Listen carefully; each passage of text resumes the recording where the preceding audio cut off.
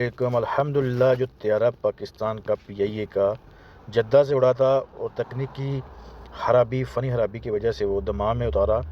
तो अल्लाह का ये लाख लाख शुक्र है कि हमारे सारे लोग जो है ना वो हैरो आफियत से हैं सब। और दूसरी बात, हुकूमत पाकिस्तान से रिक्वेस्ट है, क्योंकि भाई हम लोग तो उनको ऐसे वैसे कुछ नहीं बोल सकते, हम कमज़ोर लोग हैं, हम परदेसी कमज़ोर लोग हैं, कि कम अज़ कम जो तैयारे लेट होते हैं ना आपके पीआईए या किसी भी, ये एक सिस्टम बनाएं।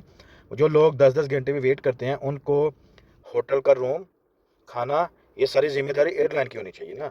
ये तो नहीं एक आदमी है, वो सब लोगों के पास पैसा नहीं होता, बेचारे लोगों के मुंह देखते होते हैं, भूख लगी होती है, वो क्या करेंगे। जैसे ऐसे मामला होते रहते हैं, अल्लाह ना करे कोई हादसा ना हो, फ्लाइट से लेट हो जाती हैं धुंध की वजह से। कोई ऐसे, मेरा दोस्त है वो सियालकोट तक फ्लाइट था ना, तो उधर चले धुंध थी, तो उसकी वजह से इस्लामाबाद जो उतार दिया त्यारा, मुश्किल नहीं है। लेकिन इस्लामाबाद से सियालकोट के लोगों को फिर जो है ना वो ऐसा करना चाहिए ना, पीआईए की बसें होनी चाहिए जो इस्लामाबाद से सियालकोट शिफ्ट करते लोगों को।